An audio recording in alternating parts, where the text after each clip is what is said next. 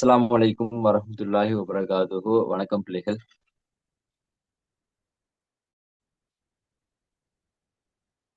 நம்ம கடந்த வகுப்புல பல விடயங்களை நம்ம பார்த்திருந்தோம். அரசியல் விஞ்ஞானம் சம்பந்தப்பட்ட பல விடயங்களை நம்ம கடந்த வகுப்புல பார்த்திருந்தோம். உங்கள்ட்ட சொன்ன மாதிரி அரசியல் விஞ்ஞான இறுதி கருத்தரங்கு சம்பந்தப்பட்ட விடயங்களை உங்களுக்கு நாங்க சொல்லியிருந்தோம். எப்படி அது நடக்கும் அப்படின்னு சொல்லி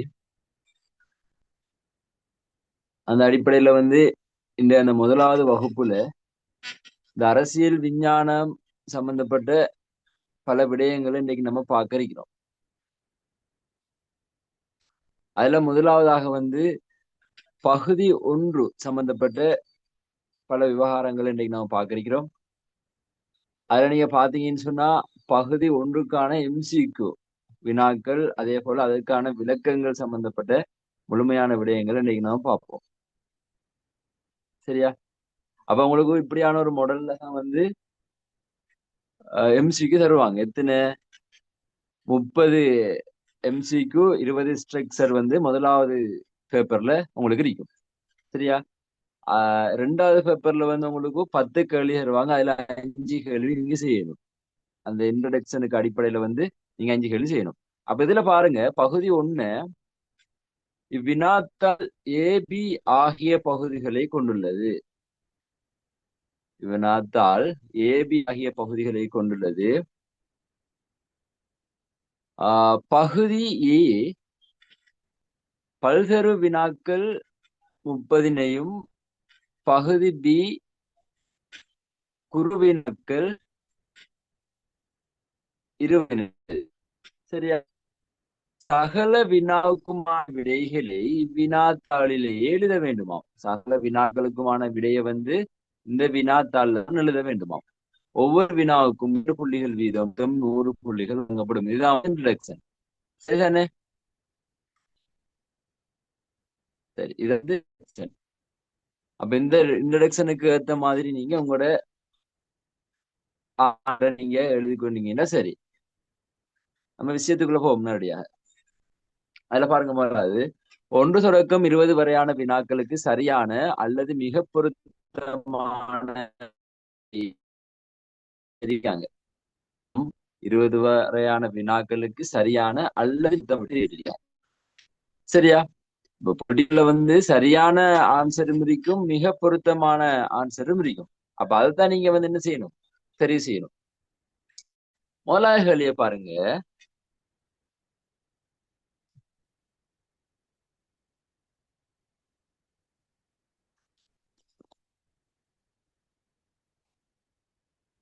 முதலாவது கேள்வியை பாருங்க. அரசியல் என்பது குறித்து நிற்பது.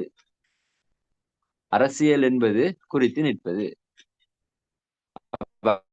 என்ன சொன்னா உங்களுக்கு அது சம்பந்தப்பட்ட முழுமையான விளக்கம் உங்களுக்கு தெரிஞ்சிருக்கும்னு நினைக்கிறேன். அரசியல் என்றால் கொள்ளப்பட்ட வரைவிலக்கணம் இன்றைய வரைக்கும் இருக்கையில் பிள்ளைகள் அரசியல் சம்பந்தப்பட்ட ஏற்ற மாதிரி பல வரைவிலக்கணங்களும் முன் வச்சிருந்தாங்க. ஒரு ஏற்றுக்கொண்ட வரைவிலக்கணம் இன்றைய வரைக்கும்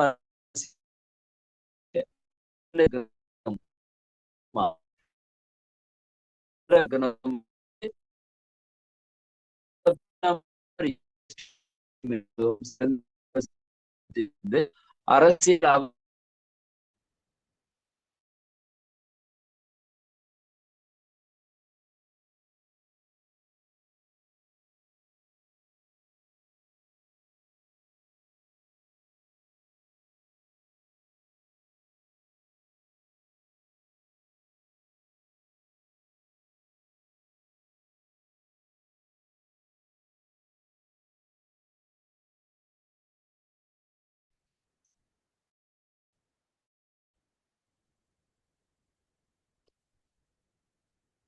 சரியா பிள்ளைகள்?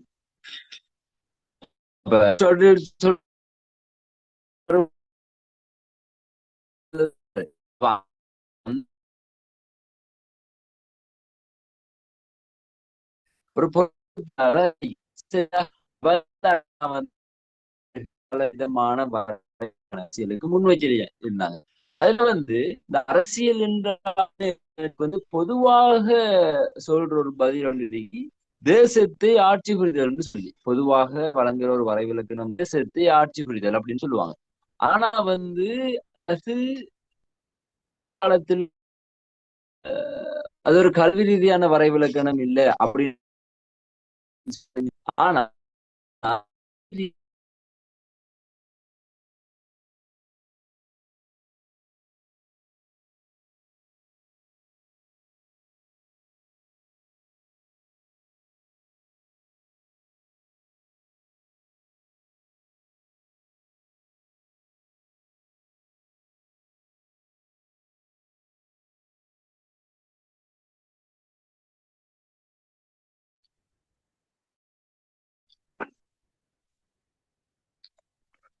ஒண்ணு பிள்ளைகள்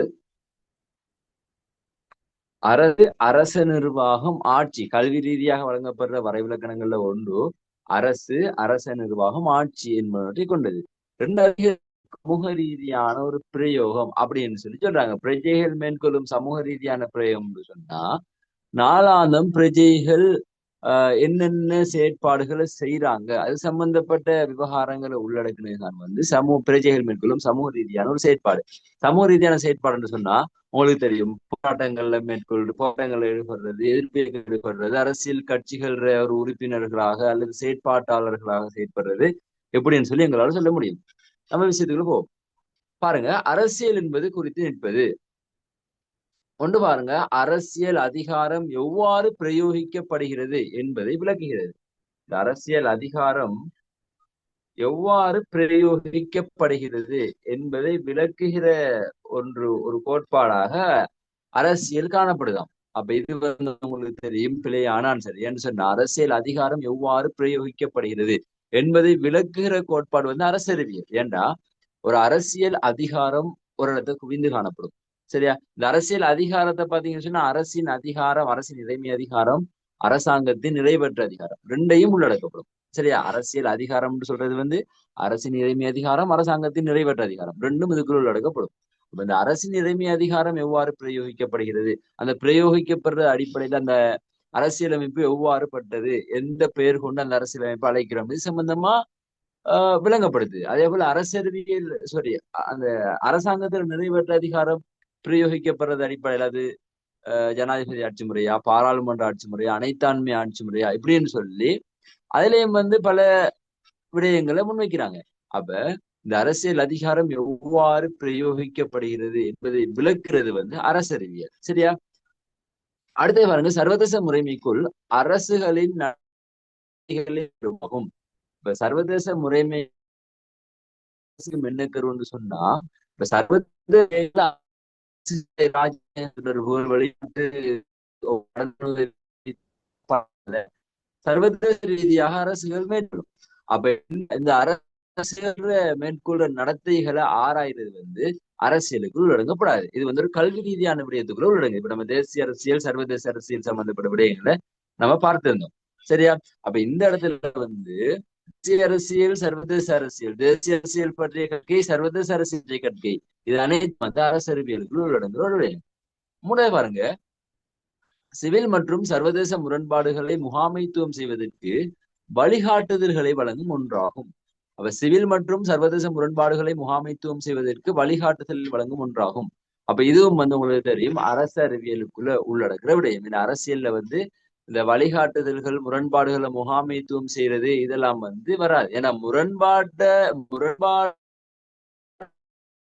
அரசியல்ல ஒரு முரண்பாட்டம் தவிர்க்க முடியாது. H.A. மோகன்தாஸ் சொல்றாரு சகல முரண்பாடுகளும் ஆத்திற்கான முரண்பாடுகள் அதிகார அரசியல்ல முரண்பாடு மிக கடினம். சரியா? ஆனா அரசியல்ல இந்த முகாமைத்துவம் செய்யற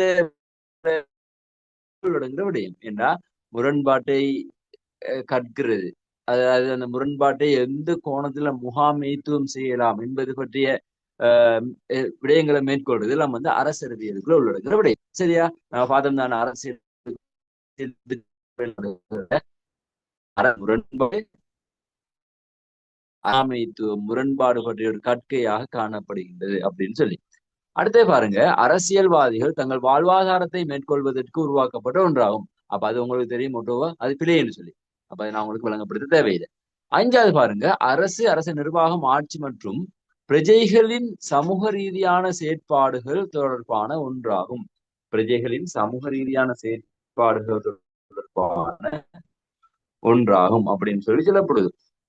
இதுதான் சரியான ஆன்சர். ஏன்னு சொன்னா, இந்த அரச நிர்வாகம் ஆட்சி. இப்ப அரசிடம் இருக்கிறது இறைமை அதிகாரத்தின் ஊடாக ஒரு அரச நிர்வாகத்தை அமைத்து கொண்டு அதனூடாக மக்களுக்கு சிறந்த ஆட்சியை செய்தது. இது அரசியல்னு சொல்லி ஒரு முதலாவது கல்வி ரீதியான வாழ்வை முன்வைக்கப்பட்டது. பிறகு பிரஜைகள் மேற்கொள்ளும் சமூக ரீதியான ஒரு பிரயோகம். நம்ம ஆரம்பத்துல சொன்ன மாதிரி பிரஜைகள் மேற்கொள்ளும் சமூக ரீதியான பிரயோகம். அப்ப இந்த அரசு நிர்வாகம் ஆட்சி என்பனவற்றோடு பிரஜைகளின் சமூக ரீதியான பிரயோகம்னு சொன்னா என்னது? போராட்டங்கள்ல ஈடுபடுறது, அரசியல் கட்சிகள்ல ஈடுபடுறது, அரசாங்கத்தை எதிர்க்கிறது. சரியா? அதே போல அரசாங்கம் ஏதாவது தவறுகள் செய்து அதை சுட்டி காட்டுறது. அதே போல அரசியல் கட்சிகள உறுப்பினர்களாக செயற்படுறது, அரசியல் கட்சிகளை உருவாக்குறது. சரியா? சிவில் சமூக செயற்பாடு, அமுக்க குழு இது சம்பந்தப்பட்ட விடயங்களோட ஈடுபடுவது. இதெல்லாம் அரசியலுக்குள் உள்ளடங்கிற விடயம். நாலாவது எங்களோட உரிமைகளை எங்களோட உரிமைகளை பெற்றுக்கொண்டு கடமைகளை செய்வது அனைத்தும் இந்த அரசியல் என்ற ஒரு விடயத்துக்குள்ள உள்ளடக்கப்படுது. எங்களோட அன்றாட வாழ்க்கை எல்லாம் ஒரு அரசியல் என்ற ஒரு கோணத்தை கீழே தான் இடம்பெறுது. அப்ப அதை நீங்க கட்டாயம் விளங்கிக் கொள்ளணும். அப்ப முதலாவதுக்கு ஆன்சர் அஞ்சாவது ஆன்சர். அரசு நிர்வாகம் ஆட்சி மற்றும் பிரஜைகள் மேற்கொள்ளும் சமூக வழங்கியிருக்கும் நினைக்கிறேன். ரெண்டாவது கேள்வி பாருங்க.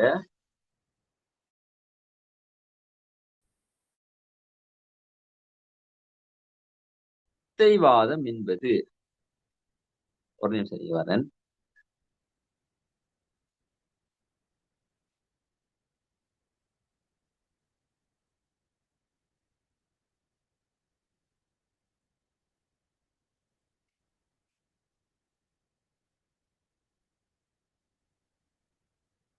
சரியா? ரெண்டாவது கேள்வி பாருங்க. இந்த நடத்தைவாதம் என்பது, இந்த நடத்தைவாதம்னு சொன்னா உங்களுக்கு தெரியும்.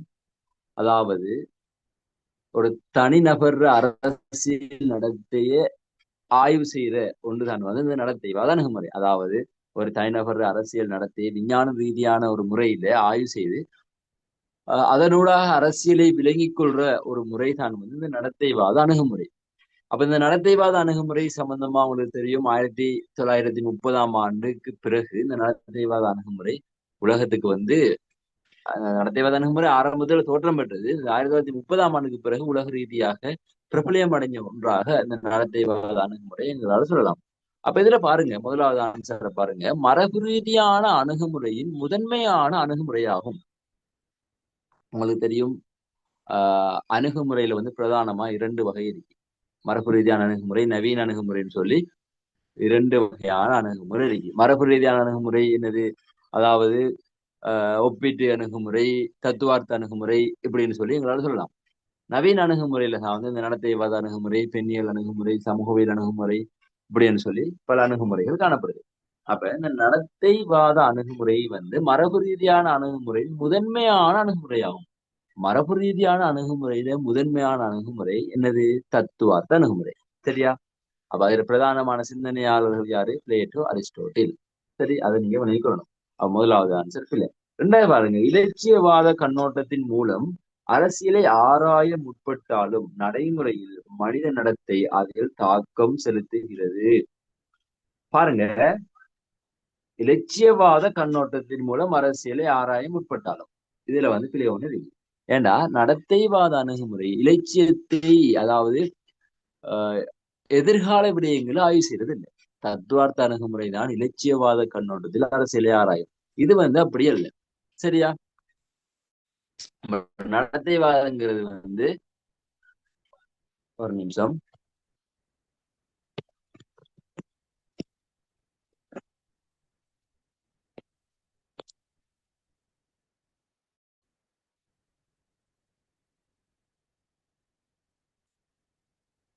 சரியா? அப்ப இந்த இலைச்சிவாத கண்ணோட்டத்துல அரசியல ஆய்வு செய்யறது இல்லை. அப்ப இந்த இலைச்சிவாதம் சொன்ன அரசியல் உண்மை நிலையிலின்றி கற்பனையில உதிக்கிற விடயம் இலட்சியவாதம் சொல்றது. சரியா? அப்ப இதை நடத்தைவாதம் ஆய்வு செய்யறது இல்லை. அடுத்த பாருங்க, 1930களில் சார்ல்ஸ் மெரியம் என்பவரால் உலகளாவிய ரீதியில் பிரபலியம் அடைய செய்யப்பட்டு 20ஆம் நூற்றாண்டில் அரசியல் நடத்தை சார் விடுதலையை ஏற்படுத்தி உள்ளது. தெரியும், 1930ஆம் ஆண்டு ஆஹ் அமெரிக்கால சிகாகோ பல்கலைக்கழகத்துல சார்ல்ஸ் மெரியம் என்பவரால இந்த நடத்தைவாத அணுகுமுறை உலகளாவிய ரீதியாக பிரபலியப்படுத்தப்படுது. சரியா? அப்ப இதுதான் அதுக்கு பொருத்தமான ஆன்சர். நாலாவது பாருங்க, மனிதனின் அரசியல் நடத்தையை ஆராய்வதன் மூலம் அரசியல் விஞ்ஞானத்தில் துல்லியமான முடிவுகளை எட்டியது. அரசியல் விஞ்ஞானத்துக்கான துல்லியமான முடிவுகளை கொடுத்ததாம். அப்ப அது உங்களுக்கு தெரியும் ஓட்டோவா பிள்ளை. ஏன்னு சொன்னா, இப்ப மனிதன் அரசியல் நடத்தையை ஆராய்வதன் மூலம் அரசியல் விஞ்ஞானத்தில் துல்லியமான எட்டியதாம். இப்ப ஒரு துல்லியமான முடிவுங்கிறது சமூக விஞ்ஞானத்துல பெற்றுக்கொள்ள இயலாது. ஏனென்றால் சமூக விஞ்ஞான பாடம் என்கிறது மனித நடத்தையோடு சம்பந்தப்பட்ட ஒரு பாடம். மனித நடத்தையோடு சம்பந்தப்பட்ட பாடம் என்கிறதுனால அதை அந்த மனித நடத்தை காலத்துக்கு காலம் மாறக்கூடியது. அப்ப அதனால ஒரு மாறக்கூடிய விடயத்துல ஒரு துல்லியத்தன்மையை எங்களால எதிர்பார்க்க முடியாது. ஆகவே இந்த நடத்தைவாத அணுகுமுறையில ஒரு பாரிய குறைபாடாகவும் இதனை அடையாளப்படுத்தலாம். ஒரு துல்லியமான முடிவுகளை எட்டுவது கடினம். சரியா? அடுத்தது பாருங்க, இது மனிதனின் அரசியல் நடத்தையை மாத்திரம் கருத்தில் கொள்ளாமல் சமூக குழுக்களான சிவில் அமைப்பு, அரசியல் கட்சி, அமுக குழுக்களின் அரசியல் நடத்தையை தற்போது ஆராய்கின்றது. அப்ப அது உங்களுக்கு பிழை தெரியும். ஏண்டா இந்த நடத்தைவாத அணுகுமுறை இன்னொரு குறைபாடாக என்ன சொல்லலாம், இந்த நடத்தைவாத அணுகுமுறை வெறும் மனித நடத்தையை மற்றும் ஆய்வு செய்யறது. இதற்கு அப்பால் வழங்குதா? அப்ப இதுவும் நடத்தைவாத அணுகுமுறையோட குறைபாடாக சொல்லலாம். அப்ப இதுல என்ன சொல்றாங்க, இந்த மனித நடத்தையையும் தாண்டி சிவில் அமைப்பு, அரசியல் கட்சிகள், அமுக குழுக்களுக்கு இது சம்பந்தப்பட்ட இந்த அமுக குழுக்கள் நடத்தைகளையும் இது ஆய்வு செய்தாம் அப்படின்னு சொல்லி இது சொல்லப்படுது. இன்றைய வரைக்கும் அப்படியான ஒரு விடயங்கள் ஆய்வு செய்யப்படவில்லை. சரி, அப்ப நடத்தைவாதம்ங்கிறது சரியான ஆன்சர், மூன்றாவது ஆன்சர். சரியா பேர்? அடுத்த கேள்வியை பாருங்க.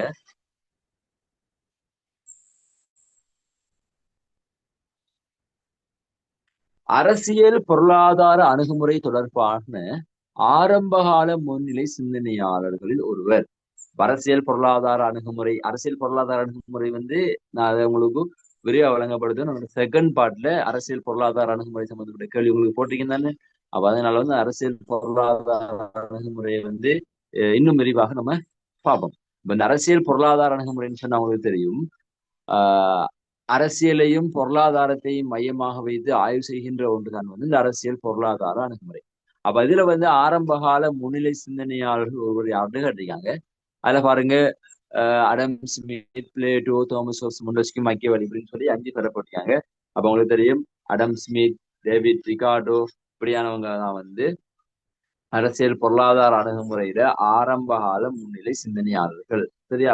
இதுக்கான ஆன்சர் முதலாவது ஆன்சர் அடம் ஸ்மித். பாருங்க, தாராண்மைவாதம் என்பது சரியா? தாராண்மைவாதம்ங்கிறது. அப்ப இந்த தாராண்மைவாதம் அப்படின்னு சொன்னா உங்களுக்கு உங்களோட கண் முன்னுக்கே வரணும், சுதந்திரம், அரசு, பொருளாதாரம். சரியா? அரசு, சுதந்திரம், பொருளாதாரம், தனி மனிதன்.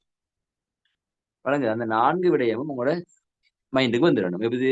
அரசு, சுதந்திரம், பொருளாதாரம், தனி மனிதன் அப்படின்னு சொன்னா அரசிட்ட இருந்து தேவையற்ற தலையீடுகளில் இருந்து அரசிட்ட இருந்து தேவையற்ற தலையீடுகளில் இருந்து தனி மனிதன் மற்றும் சந்தை பொருளாதாரம் சுதந்திரமாக செயற்படுற ஒன்றுதான் இந்த தாராண்மைவாத அணுகுமுறை அப்படின்னு சொல்லி இலகுவாக எளிமையாக சொல்ல முடியும்.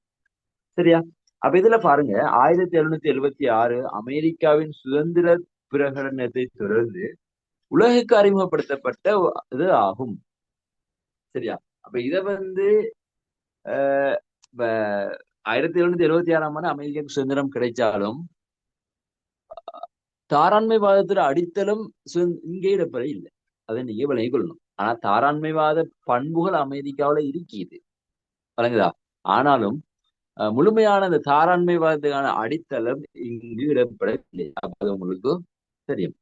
அடுத்தே பாருங்க, இதன் பிரதான சிந்தனையாளரான தோமஸ் ஹோப் தாராண்மைவாத அரசின் அடிப்படை தனி மனிதன் ஆவான், அவன் எப்போதும் சுயாதீனன் என்கின்றார். இதன் பிரதான சிந்தனையாளர் தோமஸ் ஹோப்ஸ் அப்படின்னு சொல்றாங்க. அப்ப தோமஸ் ஹோப்சன் வந்து உங்களுக்கு தெரியும், இது தாராண்மைவாத பிரதான சிந்தனையாளர் இல்லை, விளங்குதா? ஜோன் லோக், மொண்டஸ்கியூ இப்படி அவங்கனவங்க தான் அதுல பிரதானமான சிந்தனையாளர்கள். ஆனா தோமஸ் ஹோப்ஸ் வந்து தாராண்மைவாதம் சம்பந்தப்பட்ட சில விடயங்களை ஒரு முன்வைச்சிருந்தாரு. அதுல ஒன்று தான் வந்து அரசின் அடிப்படை தனி மனிதன், அவன் சுயாதீனமான சிந்தனையுடையவன் அப்படின்னு சொல்லி அவர் சொல்றாரு. ஆனா வந்து எந்த வகையிலையும் வந்து தாராண்மைவாத சிந்தனையாளர் அல்ல. அவர் தாராண்மைவாத சிந்தனை சம்பந்தப்பட்ட சில விடயங்களை முன்வைச்சிருக்காரு. சரியா பிள்ளைகள்? அடுத்தே பாருங்க, 1789 பிரான்சிய புரட்சியுடன் தாராண்மைவாதம் முடிவுக்கு கொண்டு வரப்பட்டதாம். அப்ப இது வந்து உங்களுக்கு தெரியும் பிள்ளையான ஆன்சர். ஏன்னு சொன்னா இந்த தாராண்மைவாதத்தோட தோற்றமே இந்த 1789 பிரான்சிய புரட்சி. பிரான்சிய புரட்சி நம்மளுக்கு தெரியும், மன்னருக்கு, அதாவது மன்னரை எதிர்த்து, அது சர்வதிகாரத்தை எதிர்த்து ஒரு பாராளுமன்ற ஆட்சி முறையை ஏற்படுத்த வேண்டும் என்ற ஒரு நோக்குல உருவெடுத்த ஒரு மக்கள் புரட்சி தான் இந்த பிரான்சிய புரட்சி. அப்ப இந்த பிரான்சிய புரட்சியினூடாகத்தான் இந்த வலதுசாரி இடதுசாரி இப்படியான இயக்கங்களும் தோற்றம் பெற்றது. இப்ப மன்னரை ஆதரித்து இருக்கிறவங்க வந்து வலதுசாரியாகவும், மன்னரை எதிர்த்து இருக்கிறவங்க வந்து இடதுசாரியாகவும் அங்க அடையாளப்படுத்தப்பட்டாங்க. சரியா? அப்ப இந்த 1789 பிரான்சிய புரட்சியோடு ஒரு ஜனநாயக ரீதியான ஒரு அரசு உருவாக வேண்டும் அப்படின்னு சொல்லி இருந்து, ஒரு ஜனநாயக ரீதியான ஒரு பாராளுமன்ற ஆட்சி முறையை ஏற்படுத்தணும் அப்படின்னு சொல்லி உருவெடுத்ததுதான் வந்து இந்த 1789 பிரான்சிய புரட்சி. அப்ப இதனூடாகத்தான் வந்து தாராண்மைவாதம் உலகுக்கு அறிமுகப்படுத்தப்பட்டு பிரபலியமடைய செய்யப்படுது. அந்த 1789 பிரான்சிய புரட்சி தான் இந்த தாராண்மைவாத அடிப்படையான ஒரு விடயம். சரியா? அடுத்தே பாருங்க, ஐரோப்பாவில் 17ஆம் நூற்றாண்டில் ஏற்பட்ட நிலமானிய சமூக பொருளாதார வீழ்ச்சி ஒரு எழுச்சி பெற்ற ஒரு கருத்தியலாகும். அப்ப உங்களுக்கு இது வந்து சரியான ஆன்சர். என்ன சொன்னா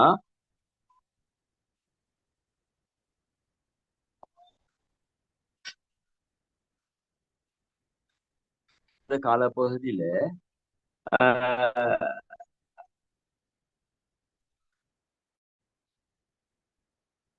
அரசு நிலமானிய சமூக பொருளாதார வீழ்ச்சி வந்து சரி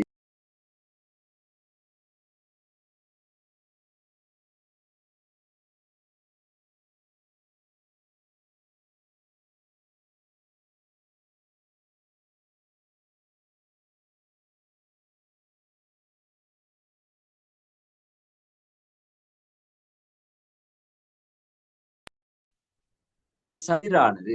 சரியா? அதே போல வந்து இங்க நிலமானிய சமூக பொருளாதார வீழ்ச்சி ஏற்பட்ட இந்த காலத்துல அதை எழுச்சி பெற செய்யணும்னு சொன்ன ஒரு தாராண்மையத்தினூடாக தான் அதை எழுச்சி பெற செய்யலாம் அப்படின்ற நோக்கில் தான் வந்து இந்த தாராண்மையம் உருவெடுக்குது. அப்ப நான்காவதுக்கு பொருத்தமானது நான்காவது. சரி, அஞ்சாவது பாருங்க, இது உலகளாவிய எதிர்க்கும் செல்வாக்கு சமூடமையுடன் ஒப்பிடுகையில் வீழ்ச்சி அடைந்து காணப்படுகின்றது. அப்ப அதுவும் வந்து உங்களுக்கு தெரியும் இது. ஏன்னா இந்த சமூடமை வாதத்தை விட தாராண்மை வாதம் தான் இன்றைய உலகத்துல வந்து செல்வாக்கு பெற்று காணப்படுது. அப்ப அதை வந்து நீங்க சொல்லிக்கொள்ள முடியும். அப்ப நான்காவது ஆன்சர் நாலாவது. அஞ்சாவதுலயே பாருங்க,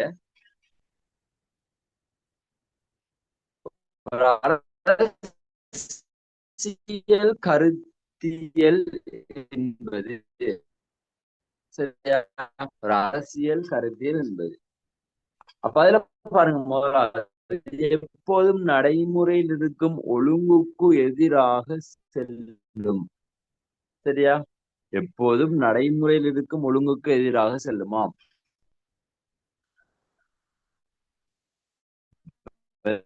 நம்ம சரியான ஆன்சர் தானே அப்போதும் நடைமுறையில இருக்கும் ஒழுங்குக்கு எதிராக செல்லும் அப்படின்னு சொல்லப்படும். அது உங்களுக்கு தெரியும் ஒரு பிழையான ஆன்சர். ரெண்டாவது பாருங்க, எப்போதும் சமய குழுக்களோட எந்த தன்மை முரண்பட்ட கருத்து இருக்கும். அப்ப இதை